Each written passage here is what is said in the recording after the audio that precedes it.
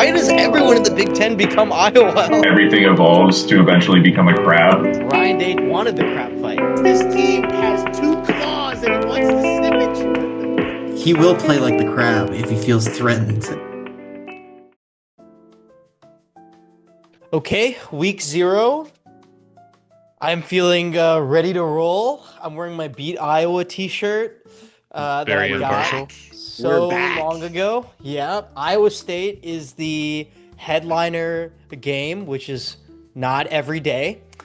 So I figured we'd start with our big week 0 preview discussion headlined by Farmageddon in Dublin, Ireland, which is Kansas State versus Iowa State.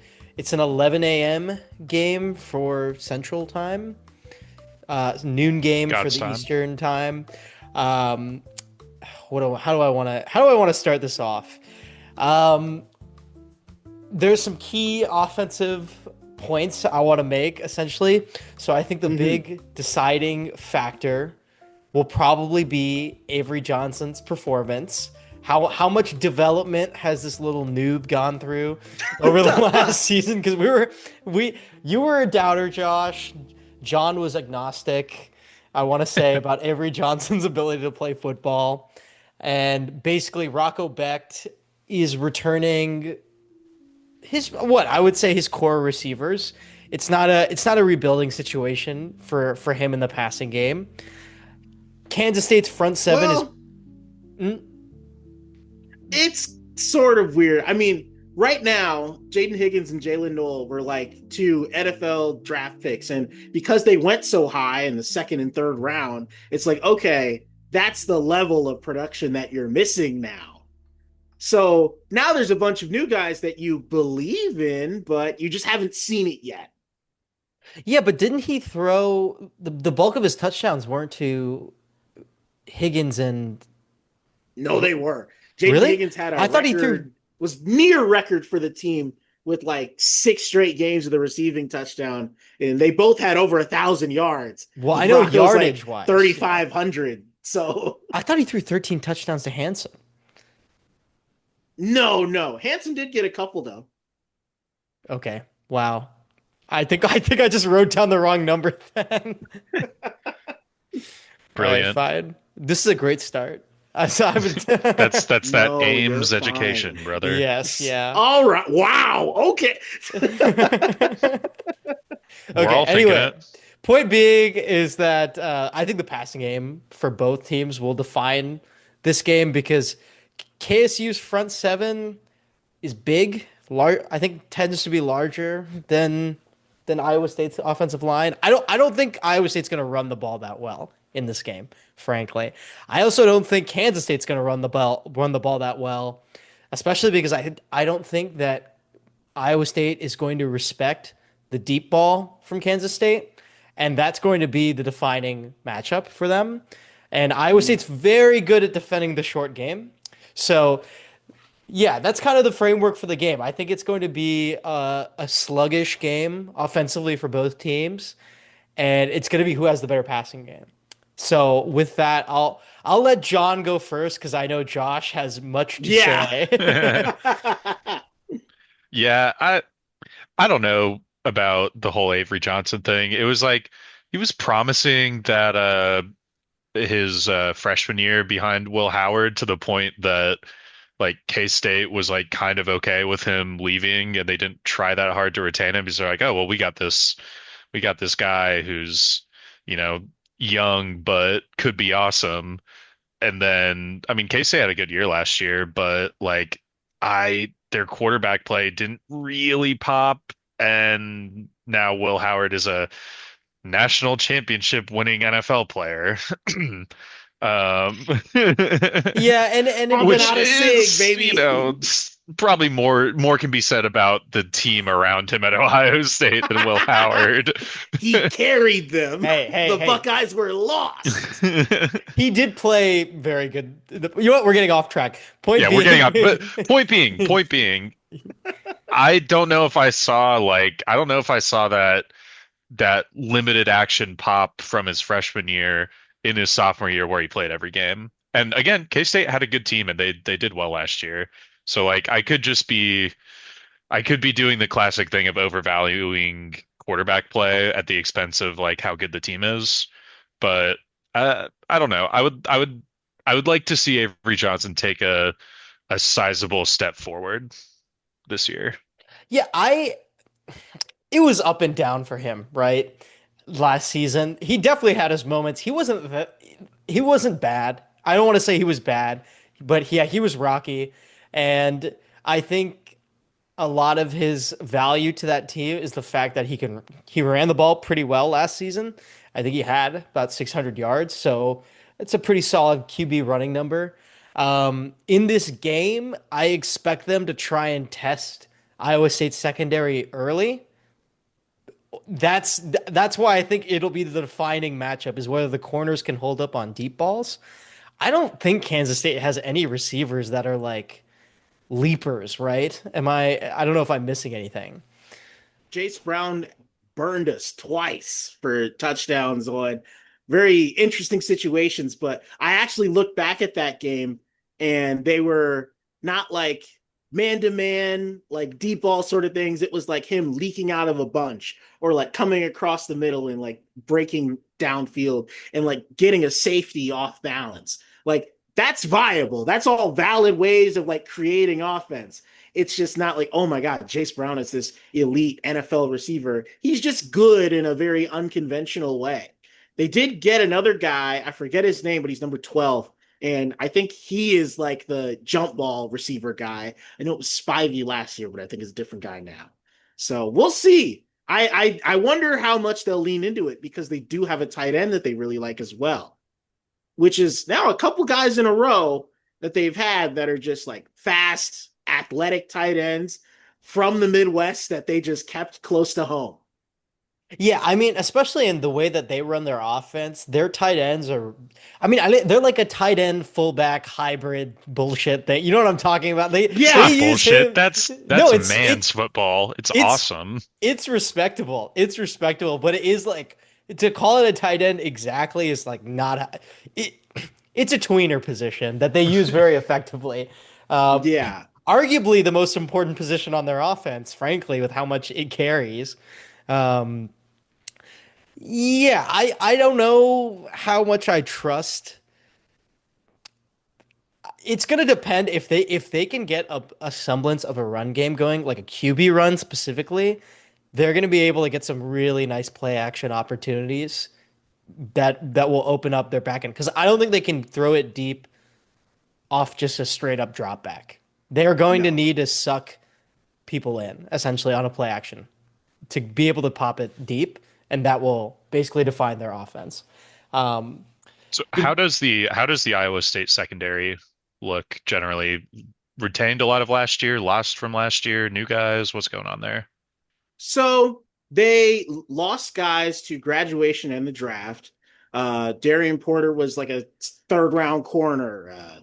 Bo Freeler was like this captain of the team for multiple years, 4 year starter, but he was really banged up. He didn't declare for the draft because of injury. And then they had another safety that was in and out last year that made a big difference, Malik Verdon, for in the Texas Tech game, but he was playing with a club. Like that's how much they needed him. Now, last year, because of all the defensive injuries at linebacker, safety, defensive line, it was really rough. And they had so many guys that came in, looked terrible in their debut, but then finished strong in their limited time. Campbell's really good at working in guys early in the season. Like there will be some walk-on guy you've never heard of playing crucial minutes in the Iowa game, but then you'll see him on homecoming and it's like, oh, he's making a critical play. I've seen it happen every year. Drew Surgis is one of those guys who made a play in the Pop-Tart Bowl. He's going to be in the rotation. Kajon Cunnings Coleman is another guy that moved from corner to safety in training camp this year, and his like ability to cover in the slot has been really useful because they play with three safeties in their 3-3 stack. Then Jeremiah Cooper, who was a safety that was covering a lot for those linebackers and got beat on those Jace Brown touchdowns last year's Kansas State game because he was covering some other part of the field as a redshirt freshman was only covering a limited area in the middle. So it'll be nice to see Cooper play that nickel corner / safety spot and have more experienced guys in the back end. The thing is, this is all kind of new. So if you have a quarterback that has played you, has a game against Rutgers in between the last time he played you, I think Avery Johnson might be saying, all right, they have one corner that's all Big 12. They have one safety that's all Big 12. And in between them, it could be barbecue chicken. So they're going to have to figure it out. But I think that's the thing. This week 0 makes it so difficult. I think this rivalry game is so intriguing because you're very familiar with everybody, but you're just as off balance as your opponent starting a week earlier. So both teams have been slow to start. I saw K-State struggling to fight Tulane as Iowa State couldn't get a snap off against Iowa last year. So they're going to be figuring it out on the fly. And I think that leads to some breaks in coverage, like you said, Vasishta, in the passing game early. How much should we factor in the Dublin element? Like, this is in Ireland, and they're playing Farmageddon week 0, and Iowa State, frankly, doesn't start the season that well most of the time. We tend to pick it up a little bit later in the year. So how much should we be factoring that in this game? I mean, think it should affect both teams the same, right? Theoretically. Yeah, I mean, no, it is. It's not like one team is like it's less travel or something like that. right. And it's not But like it's that crazy of a time change. I mean, the game's happening at 11. It's going to be a night game there, but like it's not like it'd be a night game there, which in your local time zone would be like a 3 a.m. game or something. yes, it's just the fact that it's such a high stakes game for both teams. Like Farmageddon is not a week 0 game typically. So I just I don't want to pick against Iowa State, but I feel like it's a very bad matchup for week 0 for us. Um, that's what I'll say. That's what I'll say. I wanted to cite my sources here. Flipping the Field is another college football podcast. They're very good. They were talking about the Avery Johnson like threat level, and it basically was based on, is his hair flying? Is he running around all crazy, or is his hair back down on his shoulders, meaning he's standing in the pocket and not being too wild and just delivering? And I really like that because I am so intrigued by this user controlled player who, I think back to last year. It was, first full year starting. It's the fourth quarter. It's a 3-point game. You're at the 20, and he scrambles back 20 yards into the end zone and throws an intentional grounding. This is the last game of the regular season. You're not going to do that every time, but that's what I mean. A guy with that ability is going to test that. And I think in this offense where Dylan Edwards is this dynamic running back that was so great, but he might not be able to get going against Iowa State's rushing defense because he never has. So I'm like, is Avery Johnson going to say, I have to go win this and make that game-breaking play or that crucial mistake? Because that's literally what cost them twice in last year's game. That was only one possession. It seems like it always is with these matchups, but especially in Farmageddon week 0 where nobody has it really together yet. Yeah. Shall we pick it? Shall we pick it? I think it's time. I'll John, you have to go first because like we literally know what Josh and I are obliged to say. Yeah, I've got K-State. You made a very compelling case about how Iowa State always starts slow, and history is never broken. The ghosts of our past will haunt us at every moment going forward. As an Auburn fan, I understand that, so Iowa State's going to lose. Sorry, boys. Josh,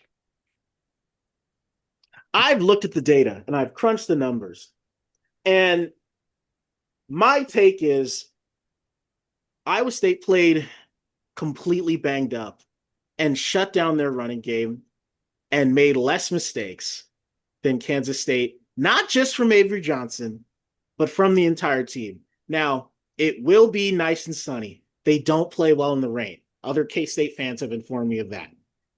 But I feel like the Cyclones can pull it out. Surprise, surprise. Because I think they actually will be able to run the ball. Matt Campbell was not very quick to hand out praise to guys that don't earn it from him. And he has said something very glowingly positive about the entire offensive line, namely their left tackle, James Neal. I feel like he was the missing piece, like of this athletic offensive line that is one of the top 10 heaviest in college football right now. So then you add the depth that they have, you add the fact that you have a center you trust, that you have nothing but returning production across your defense. I think they can pull it out because if this game's close, I'm picking the Clones. Okay, I have a bull case that I want to put forward about Iowa State's early season performances. Usually they suck because they're looking ahead to the Iowa game. That's typically what happens. They sometimes they play good in that game. But the point being is they usually suck at the first game because they're looking ahead. They can't afford to do that this time. They actually have to focus on the team in front of them. So I'm going to say that they're going to play better in comparison to most years because they actually have an opponent that they hate. Second thing, I don't believe in Kansas State's deep ball. And I think that's going to produce a lot of problems for them because I don't think Iowa State's going to respect their deep ball at all. I think they're basically going to just commit to stopping the run and it'll be sluggish, but I think Iowa State's QB, like I think Rocco is just better. I think in a tight game they can find points where Kansas State can't. That's pretty much the high level summary. Okay, next game. Stanford versus Hawaii. Okay, so this is in Honolulu. And believe it or not, Hawaii is favored in this game, which I think is like Wow. a first I've ever seen Hawaii favored in a game. Um, but let's give Stanford its credit. They're gonna try and play freaking Stanford football, which is they're just gonna try and run the ball, control the clock, and Hawaii is gonna play Mm. Hawaii football, which is like RPO, air raid, Mm. speed. Basically, Styles making fights. yeah, this is very much like a whoever defines the style of the fight will win. If Hawaii can make Stanford play fast, they will probably win. If Stanford can make Hawaii play slow, they will probably win. So, Josh, I'll let you go first. What do you think of Hawaii versus Stanford? I am very excited for this game. Like I didn't realize how excited I would be for this game until I started looking into it. Hawaii's got two quarterbacks that can move and a Mountain West first team all receiver on both sides of the field. That's right, they got two. I can't believe it. So now we got the Stanford team that's totally retooling their defense, and this team that may have like 80 plays in this game. I'm so excited. And it's going to be like a 6:30 kick Central Time. So it's not exactly that Hawaii time to kick off, but I think it's going to be one of those like get you off balance, like a lovely change of pace to the slobber knocker of this Iowa State Kansas State game. So I love this. Then you add Stanford, and their best like passing option is obviously a tight end. and and I really can't wait to see who like flips the field once, either in 7 plays or in one broken play, and decides this game. I have no idea what the score would be, but I think watching them figure it out in week 0 will be so funny. I think I'm really interested to see how Stanford, uh, like how well they're able to gel as a team with I'm pretty sure they got a bunch of transfers in. They had to fire their coach at a really weird time in the year. That was in what, like March? Uh, because off the field nonsense with the Yeah. previous guy, Andrew Luck, started swinging his dick around. Good for him. Yeah, I don't know. I mean, they've got to go. I guess it's like the closest a team can be to Hawaii for their away game, but they've got to cross an ocean to go play in a high school stadium with a new coach and a new team. I don't know, man. I could the Timmy Chang Hawaii Rainbow Warriors be could they be building? Could they beat a longtime ACC member? Did we talk about this in the ACC preview last week? I can't remember. We We did alluded not. to it, but we Okay. decided that Stanford and Cal were not worth lingering too Got long on. it. Yes, Which is why I was naturally. so shocked. I'm like, hey, I do care about this actually. Yes, naturally, the newest member of the ACC starts their game in the fucking Pacific. The middle of the Pacific Ocean. Such a middle finger to geography, honestly. Oh my god, dude. But honestly, I feel like Hawaii is just gonna blow these guys out. Like Mm. Stanford's reeling, okay? They're Mm. slow and they're completely rebuilding. There's there's not a good reason Stanford should win this game, honestly.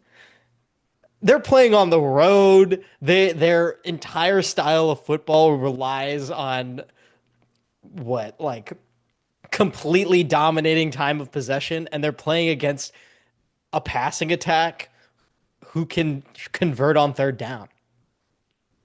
Like they're gonna get killed, right? Mm.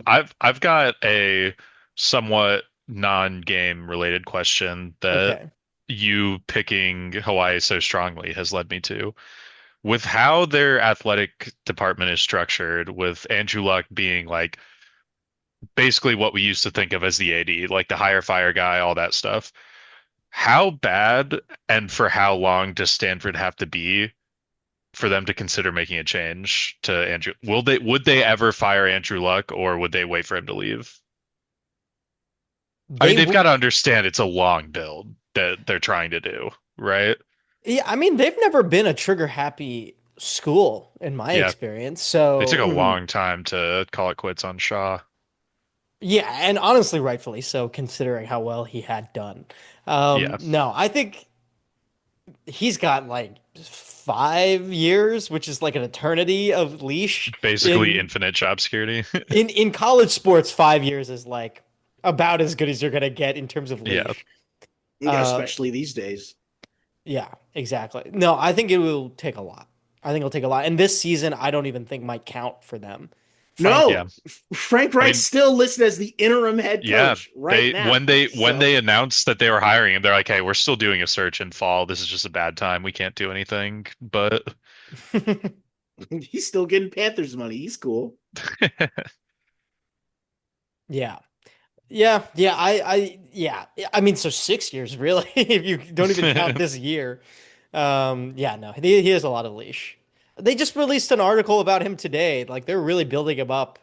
Like they did like a bio piece on him quitting football or something, which I don't know. It's okay. I I'm didn't sure read Andrew it. Luck would like to stop talking about the time he was pissing blood and instead move on to new things in his life. Like But hey, living. he couldn't put the game down. Yeah, yeah. Either way, he's not gonna get Last fired. little, oh, yeah, sorry. Sorry, yeah. no, yeah, he's not gonna get fired. And wait, sorry, Josh, what were you gonna say? Last little nugget. There is a Gus Malzahn connection on this team. How? UCF quarterback Dylan Risk transferred here. He did not win the starting job. Instead, it was a quarterback battle all the way through training camp. And now Ben Goldbrinson is now the starter, which, That's a strong listen, name. Goldbrinson is going to be a main character. I'm not sure how, but we'll see by the end of the year. Yeah, I think Hawaii wins by 20, right? Damn. Like, do you disagree? Do you really think like Stanford is gonna win or be close? I'm sorry You if you're a know, Stanford fan. It's the lone listener out there who's a Stanford fan. last last week we had the episode about the ACC, and we talked about how strong week one would be for them. They might need that if Hawaii dog walks Stanford in week zero. Yeah, what will the national perception of the Atlantic Coast Conference be if the least respected and newest member gets dog walked by a Mountain West team? That's right. Does that Stanford conference game start looking like an FCS win? ESPN's FPI wants to know. Here's a fun question. What channel do you think this game is on? Hmm. The So there are only CW? like 5 games, right? Yes. Uh, Please tell me it's the CW week zero. there's no way it's CW. I'm gonna say that they get ESPN2. They're It's on an ACC game. CBS. They're on CBS? Yeah, they're on CBS at Jesus 4:30 Christ. Eastern time. We So used to be a they country, man. What the hell? Good evening. I'm Brad Nessler. We I'm are not live in Honolulu. I am not physically in Honolulu because I didn't want to go. Actually, you probably want to go. It's Honolulu. Yeah. Good luck getting No, him no, out of he's there. he's in Honolulu recording from like his Yeah. hotel room. He's like, I don't want to go to the high school stadium. If they were still in Aloha, that would work. But Yeah. All right, all right. Next Uh, game. that's the most week zero shit ever. Like we spent how long talking about Hawaii Stanford? hell yeah. I'm I gonna watch literally it. can't wait. That's so week zero. All right, so Fresno State versus Kansas. Okay. This is on, well, what channel do you guys think this is on? I'm I don't know, man. NBC, Fox, I what are we think doing? this is a Fox one. Big ESPN. It's on Fox. It's on Fox. Good Lord. It's the 6:30 Eastern time slot, and it's at Kansas. I don't even want to frame this game too much other than saying that the quarterback for Fresno State is Kurt Warner's son, which is interesting. So, hey, they might have some pretty good QB play. He's got some talent at bagging groceries Yeah. or whatever. That's the And Hy-Vee shout out of the game. yeah, Kansas is favored by a ton. They bring back Jalen Daniels. It's hard to believe that they won't play well in this. I don't want to belabor this, but I don't know. Do you guys even do you get would you guys give Fresno State a puncher's chance, or do Not we so respect Kansas? fast, my friend. Kansas was the better team against UNLV. I firmly believe that last year. But on week one, or maybe week two, whatever, doesn't matter. On Friday night last year, Matt Sluka led the guys down to Kansas and they beat them in a soccer stadium. This year, they're opening up their new stadium. It's still in the works right now, but I think the recipe to avoid this is the recipe that Fresno State should probably use too. They really like their running backs. I was looking at their 247 like write-ups and everything. They have like 5 guys that the coach is like really invested in. And I don't know if it's the quarterback principle where if you have too many, you don't have one. But I legitimately think they have 5 guys that they believe in, a pass rush to fear, and one of the defensive linemen they have transferred from right here in Des Moines' hometown team, Drake. So I'm really excited to see what Fresno's pass rush looks like against the uber athletic Jalen Daniels in week one. Well, week zero. I don't know, man. I believe in Kansas. I think that we all got a little ahead of our skis 2 years ago because it was like, holy shit, Kansas didn't lose 12 games this year. And it's out of the norm for the last 15 years. But I think last year, you regress a little bit, the expectations of again a program that was literally never good for a 15-year stretch. I think we got ahead of ourselves last year, and obviously, Mr. Daniels being not great last year and injured and all that stuff hurt them. I'm a Kansas believer this year. I think they're going to be good again. I think they're probably going to whoop up on Fresno State pretty good.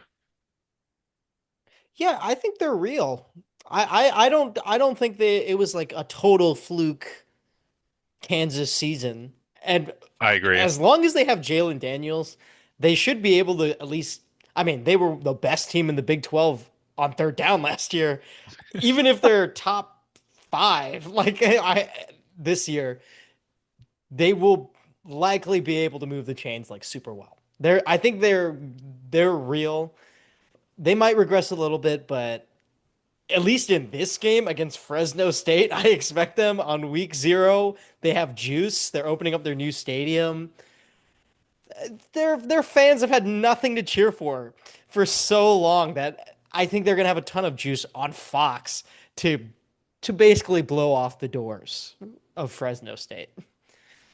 Josh, you made the bull case for Fresno State, but oh, sorry. We're gonna edit that out. Anyway, Josh, you made the bull case for them. I don't know, man. I feel like with these teams that are like, not as good as you, you're getting their best shot the earlier in the season you are. Kansas is installing like 3 or 4 new wide receivers this year, and all the guys they had before were really good. Like who Luke Grimm just returned a punt in the Chargers preseason game last week. Like they had so much talent all over the place, and it's all gone. Now I think defensively they might be able to cobble something together. Like I don't think Fresno's gonna put up points fast, but if you let one of these like teams that are slightly worse than you hang around until the second half, it takes one mistake from a turnover prone quarterback when he's not playing Iowa State to let one slip by. And listen, I'll be cheering for Kansas when they take on Missouri in a couple weeks. I'll be cheering for them in all their non-conference games so that when Iowa State inevitably beats them because they're way overdue, it will be great for us. But if I were a Jayhawk fan, I would be at least worried. I would be worried that my team that fucked around and pissed away their record early in the season last year might do it again, injuries or not, because now there is no Devin Neal, Luke Grimm, Mello Dotson, Kobe Bryant. All these guys are gone. Yeah, I mean you're right. Kansas has built no institutional faith yet. This is their current. They're in the phase of building institutional faith. It's whether we believe in them to win the games they're supposed to, right? Mm-hmm. That's going to be the defining thing. But yeah, Kansas favored. I guess Fresno has a puncher's chance. Is that how For we sure. want to say it? I think they have a puncher's chance because they'll be doing exactly what KU's trying to do and that's run the damn ball. Those 5 running backs, out of them, they have 1 home run hitter, Rashawn Speedy Luke. Speedy Luke. I'm in. I'm in. But It's a good name.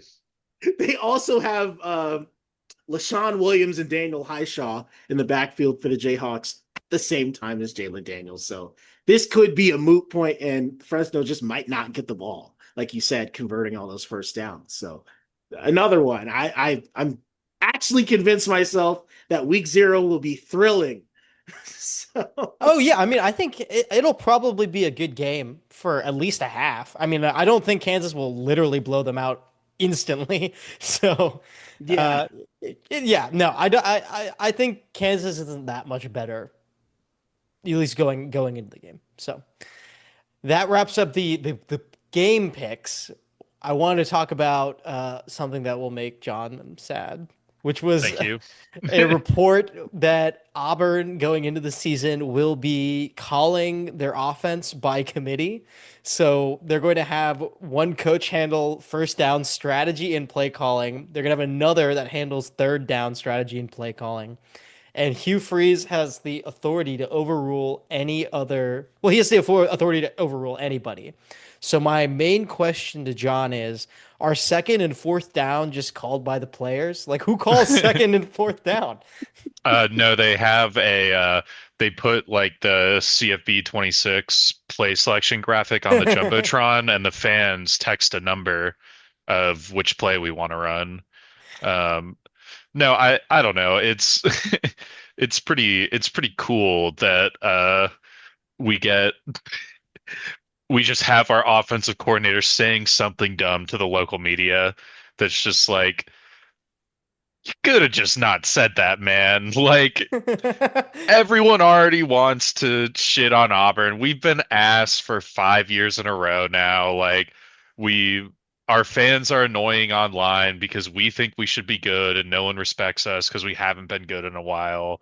I get all of it, but it's like, dude, just don't bring up the committee when the local reporter asks why or how the play calling is going to be structured. Even like I don't need to know that. The so basically the spark notes of it is our offensive coordinators, like you said, doing first down and strategy. Our quarterbacks coach is doing third down plays, and Hugh has the trump card to do whatever and overrule anyone, I guess. And I guess he's going to be calling second down plays, maybe some fourth down stuff. Great. I think he had some clarifying comments a couple days later that was like, yeah, uh, what you heard. But I don't know. I mean, I guess the the two coaches that we're talking about, the coordinator and the quarterbacks coach, the coordinator was with Freeze at Ole Miss. The quarterbacks coach was with Freeze, I think at Liberty for a while. They're saying that it's a trust-based environment and we've all worked together for so many years. You know, we just know what's happening. And it's like, man, this is just dumb. Have like, it's gonna be. I have a feeling that we are just opening the window to what Hugh did all the time last year, the year before. Good offensive game. Yeah, that was me, man. I was calling the plays. Bad offensive game. I was just so focused on recruiting and my golf swing, man. I couldn't call plays this week. I don't know. It's all very stupid. I'm gonna need them to win games on the field for me to not call them stupid. Okay, for the record, I'd be willing to bet that this is probably more common than we know, and they I just bet it told is. us. But that's why Uh, you don't say it. You're gonna look stupid. yeah, yeah. That well, we shouldn't know, but we do. But for the record, Michigan did this under Harbaugh. Admittedly, they always had delays of game because they were doing this committee strategy, which caused constant problems. But you know what? I don't want to belabor it. I think they're going to have some offensive administrative issues, but I also think Auburn's going to be pretty good this season. Like, so, I mean, the schedule definitely works out for Auburn this year, right? They get pretty much all their toughest games at home, and Hell they had yeah. a pretty favorable schedule last year, frankly. So, Ah, well. well, I I mean, didn't work favorable. out. I mean, yeah. I mean, I don't know. I mean, favorable schedule in a year you're not fond of is kind of rough to hear. I don't know how many things about Auburn can be rough to hear. Like, you shouldn't want your team to be operating on like hot dog principles. Like, I don't want to find out like how many like things I'm gonna uncover and not like. Like, access is supposed to be like thrilling. Like, I don't know. I think Yeah. I think you're right to like it'll need to be seen to be believed. And I think it would be way more fun if there's like another like solid like 8-4 SEC team that can join the party and go 5-3 in conference. So I don't know. I guess I'll just need to see it too. I don't think their quarterback play could be much worse. So let's see it That'd be happen. hard. Hey, just for the record, an 8-4 SEC team is the equivalent of like a 12-0 Big 12 team. So That's correct. That's correct. Even if one of those losses is to Vanderbilt and another one of those Hell. losses is to a Big 12 team. Yes. Ugh. Anyway, Ugh. we won't torture. We won't torture you. The Well, other okay. It sounds just, I've got to make this point real okay. quick. You're comparing our offensive situation to Michigan, so it sounds like what you're saying, and I'm not saying this, I'm not putting words in your mouth. It sounds like you're saying that Auburn is going to win a natty and have a massive cheating scandal, and I'm here for it, dude. That's how we got our last one with Scam Newton. But we're retiring that jersey this year against Georgia. Night game in Jordan Hare. Y'all are fucked. We're gonna beat that ass this year for the first time in 9 years, I think. Would it surprise anyone for Auburn to go on a miracle season for no good reason after everything that's happened?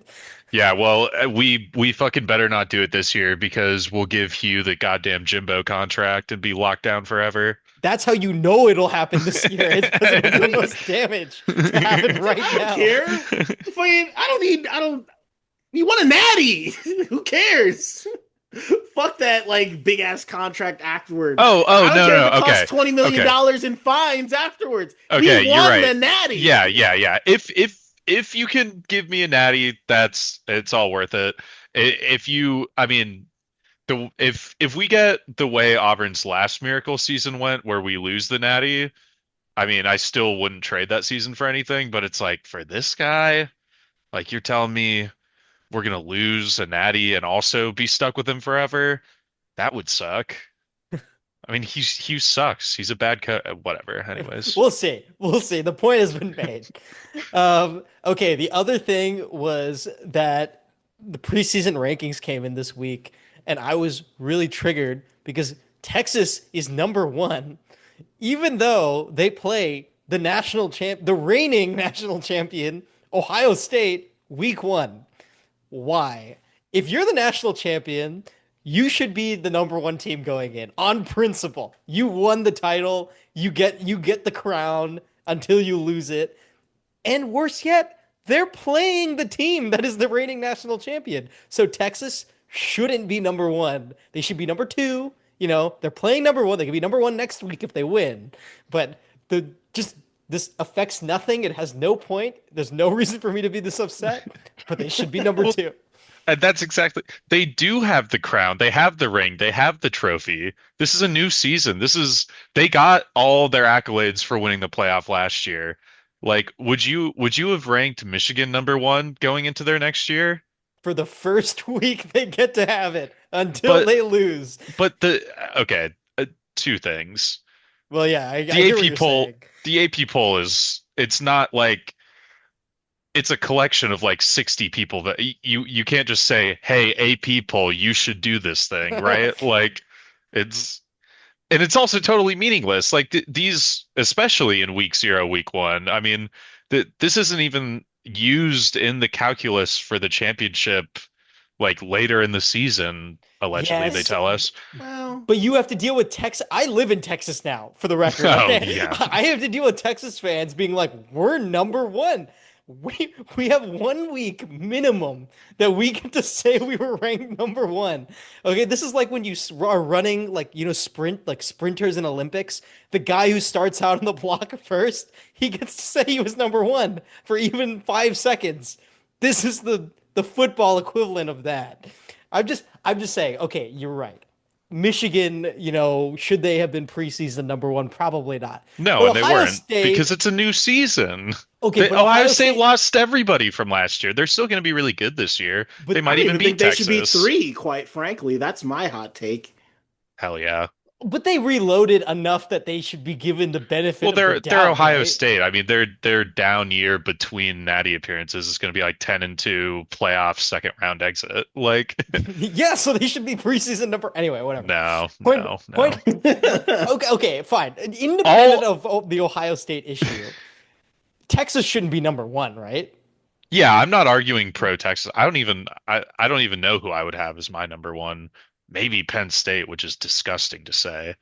but like Yeah, Penn State looks good actually.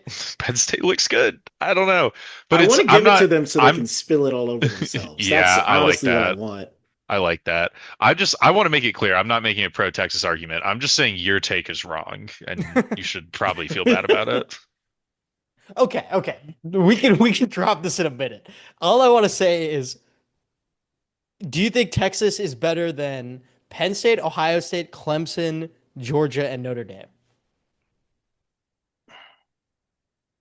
Those are the five teams after them. Ugh. I mean, knowing Maybe three of the five. Of that five, I feel like Ohio State's probably the best team. I Notre think that, Dame, and then I think of Arch, and I think that's what a lot of pollsters are doing as well. I think all these teams have like solid enough units that I can kind of trust them, whatever. But then I'm like, all right, who's their quarterback? Tyler Buckner. Never mind, it's Texas. Yeah. fine. Yeah, it's definitely a double like name on the back, name on the front thing where they're like, "Oh, Texas? Oh, Manning? Yeah, dude, that's my number one." Yeah, until proven otherwise. Yeah, I don't know. I don't know. Especially like the preseason AP poll is like it's all supposed to be based on who we think is going to be good. We're gonna they're gonna get some major stuff wrong. They're gonna have some stuff just be right by default and like get lucky. But like the last season results shouldn't Well, I really know. play into it Listen, you're unless they right like on maintain principle. their entire team and then it's like okay yeah bet let's go. Fine, fine, fair. Obviously, objectively, you're correct, but it still pisses me off, and I hate that they have such an easy schedule. Okay, they play San Jose State, UTEP, Sam Houston, Florida, who will probably suck, Oklahoma, who will suck, Kentucky, who will suck, Mississippi State, Vanderbilt, and then they play Georgia, Arkansas, and A&M. It's just pisses me off how easy their schedule is, and I'm really salty about Texas. And then I'm surrounded by them now. I hated them when I was in New York. I live in their state now. Wow, and it really right when it's their state for sure. And they're being very cocky about it as well, because now Texas Tech is running their mouth. Dude, I am going to cheer so hard for Texas A&M. You have no idea. I'm like, please, please, just one time beat this fucking team. All right, all right. Anyway, so that was our week zero preview. We will be back for our normal in-season schedule. So week one, week two, week three, we'll be, doing our previews, doing our post game, and hopefully, maybe we can do a live stream or something like that. So we will see everyone on the next episode.